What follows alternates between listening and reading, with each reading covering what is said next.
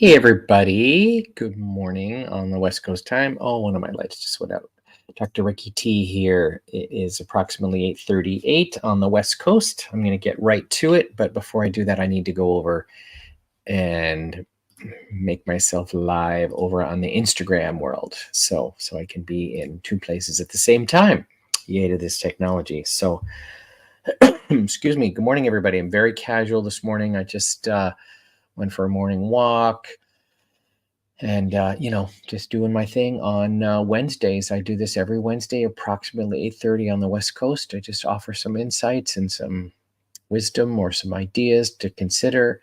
And based on talking to my clients, based on talking to myself, based on talking to rooms and organizations. I did a leadership development workshop last week for a team live in a room, which was super fun, and took me to the next level again of supporting teams and organizations. And so if you don't know who I am, my name is Rick Tamlin. I wrote a book called Play Your Bigger Game. There it is on the wall.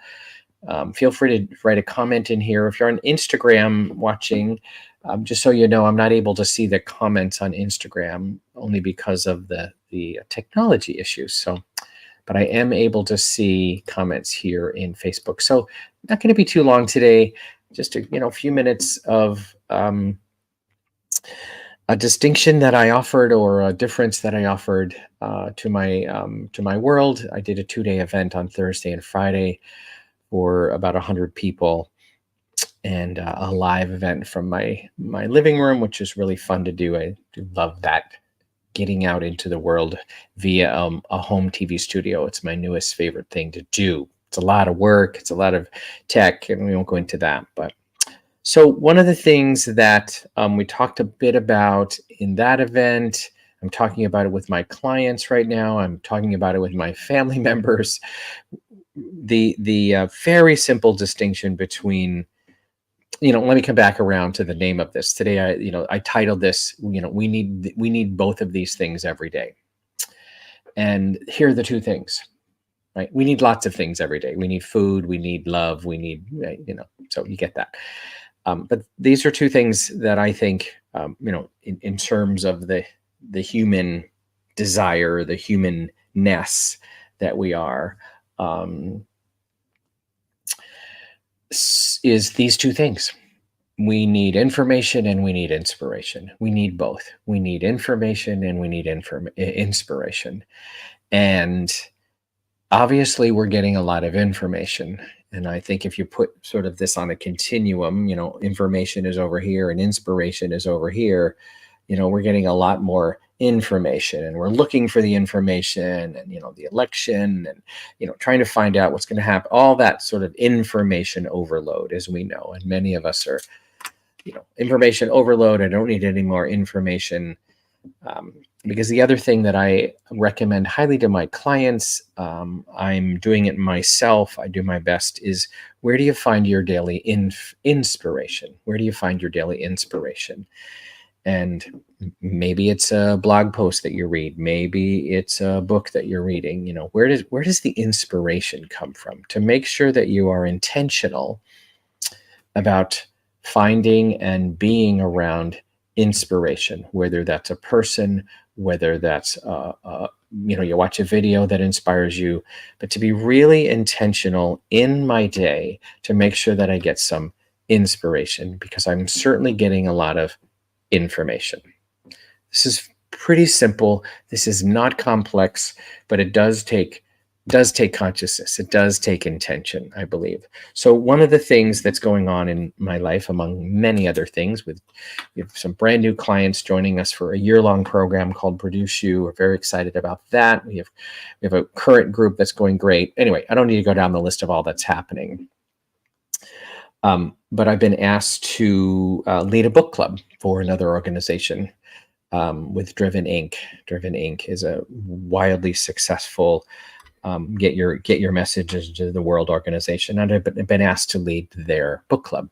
And the first book, they asked me which book in the beginning do we want to start with, and I came up with Big Magic. So I'm rereading Big Magic. If you don't know Big Magic, Elizabeth Gilbert, who wrote Eat, Pray, Love, wrote this book. I think it's in 2015. It came out. I'm just going to double check. Yeah, on sale September 22nd, 2015. This, by the way, is the I was gifted because we hired Elizabeth Gilbert to speak at our event. This was in 2015. I actually got on the phone with Elizabeth and said, I want you to come speak to my people, to my group. And she came upstate New York.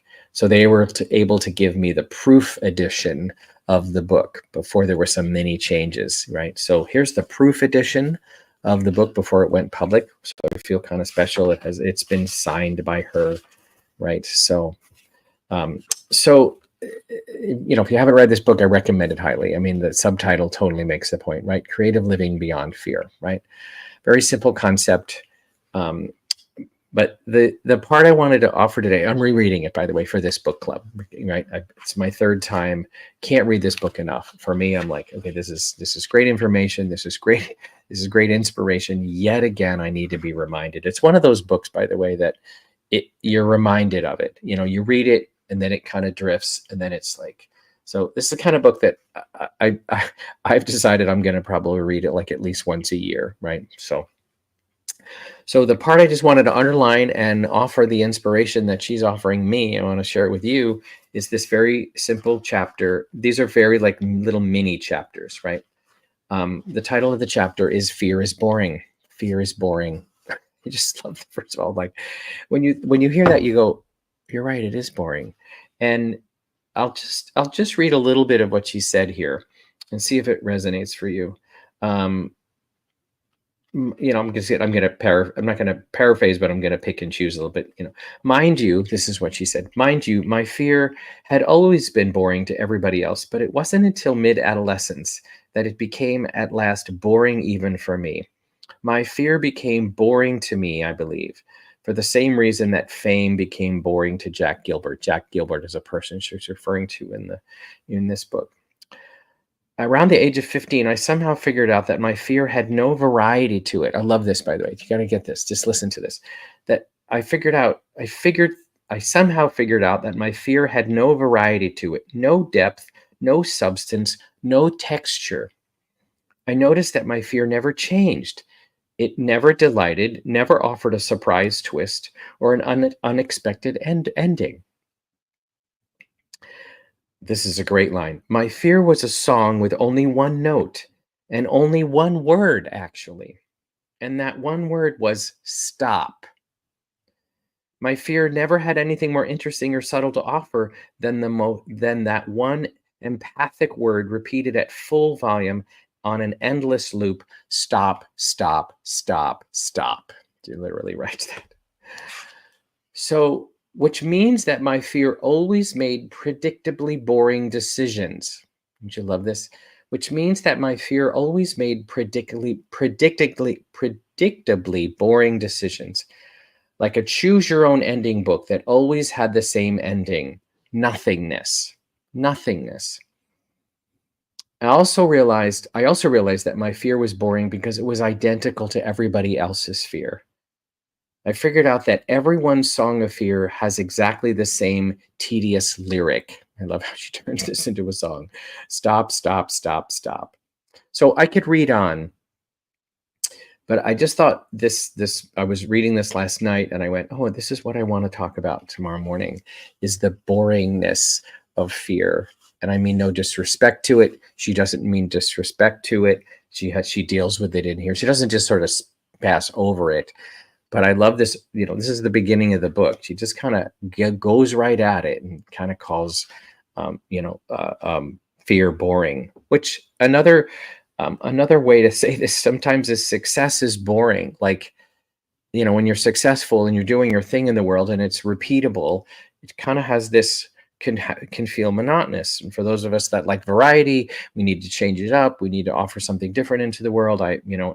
The variety pack of your work in the world, but also like I've just had to learn how to be with, this model I'm in, this thing I'm doing, it works. I do this thing. I work with clients. I support them. Repeat. So there you go. Let me just see if there's anything else that she says. I mean, first of all, I just love the way Elizabeth Gilbert writes. It's so real. She just writes. By the way, if you haven't heard her speak, go grab some videos. Go watch her TED Talk, her very first TED Talk. There are two TED Talks, by the way. The first one is the one that created this book, by the way. She didn't know there was a book in her about this topic. She generally writes, she's a writer. She'll write a story, but this one was the personal growth one that just really took her over the edge in terms of becoming a speaker and an author and getting her message into the world. So let me see if there's anything else here. Yeah, let me just see. But my fear, yeah. For the entirety of my young and skittish life, I had fixated upon my fear as if it were the most interesting thing about me, when it actually was the most mundane. Just love that. In fact, my fear was probably the only 100% mundane thing about me. I had creativity within me that was original. I had a personality within me that was original. Don't you love these lines? I had dreams and perspectives and aspirations within me that were original. But my fear was not original in the least. My fear wasn't some kind of rare artisanal object. It was just a mass-produced item available on the shelves of any generic box store. You just love that. My fear was just a mass-produced item available on the shelves of any generic box store. And that's the thing. And then she goes on to ask herself a question. I love how she kind of talks to herself. She writes in this way. She sort of talks to herself. And that's the thing I wanted to build my entire identity around. The most boring instinct I possessed, the panic reflex of my dumbest inner tadpole. She had referred to being a tadpole earlier in this chapter. And then she ends this chapter with no, which then leads to the next chapter, which is so good. The fear you need and the fear you don't need, which she said, then she opens up that aperture of the whole fear conversation. So I wanted to offer that as some inspiration today. And just again, for yourself, myself, my clients, where are you finding your inspiration? Because it's so easy to just be caught, or not caught, just be designed by the information. So I think, by the way, going to grab or find or be inspirational yourself, that's a little upstream. That's the salmon upstream. You have to work at it, because the information coming at us is downstream, right? Just like we're going online, you know how it goes. I do not need to explain this to you. The news, the social media, the information. We have to fly out of that, or step out of that, or go upstream and go, okay, where am I finding my inspiration to be intentional about that, to be eager to find it. And the radical choice is to be the voice of it yourself. So if you need to, sometimes, by the way, to experience more inspiration yourself, you become the inspirational person. Dare to put something inspirational into the world, not just more information into the world. God willing, that's what I'm doing here today on these platforms, right? Facebook and Instagram, and right. Because the other thing that I notice for myself is, if I need inspiration, rather than maybe sometimes go find it, which is, go find it in a book, go find it in a video, go find it in a movie, go find it. Sometimes I need to be it, because if I want it, it's wanted. So then I take responsibility and decide to do something about it and put it into the world, rather than see if it's out there. So that's the leadership part of this conversation. We talked a lot about that last week at my event. Like, are you taking responsibility? Are you going in the direction of leadership with the thing you want to create with your life, or the work you want to do in the world? So, all right, everybody, off to a client here in about 5 minutes. It's about 5:09 California time. Have a great rest of your day. I do this every Wednesday. Everybody take a big deep breath. If you're watching this live, if you're watching this later, I invite you to just take a big deep breath, because here's what I know for you. Here's what I know for you. And it's very borrowed from Elizabeth Gilbert, which she borrowed it from other people, which were borrowed from the the traditions of tens of thousands of years. I believe you are a creative genius. We come into this world as creative beings, and we're here to create things. We're here to create an impact. We're here to create a difference. We're here to create a good meal. Where whatever the creative part of you, let yourself in your day have creative moments, right? Because there's the other big distinction. I could do another 4 hours on talk on this. Is, are you living a reactive life or a creative life? And creativity is a little bit upstream, because I know what you are is a creative genius. And will it all work out perfectly, the exact image that you have in your head? Generally, it doesn't. But if you don't actually go for it, and step into the creativity of the life you want and take responsibility with it, well, we know that the chances, right? Chances are slim. So this is about personal leadership responsibility with the life you want, the work you want, the impact you want to have, the income you want to have, whatever context it is. So, all right, everybody, be well. Have a great rest of your day. Thanks for listening. See you next Wednesday. And if you have any questions or you want to reach out ever, you know how to do that inside the social media stuff, right? It just, I'm not going to explain the social media part. You all know how to do that.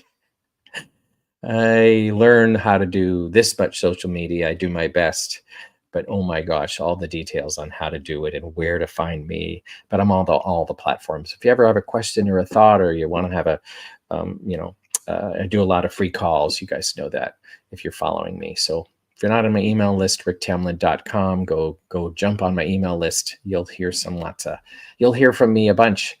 It's certainly weekly, if not more so, with some stuff that I'm doing and some wisdom along the way. Okay, I'm going to stop talking now. Have a great rest of your day, everybody. Bye for now. Okay, I have to stop various things here.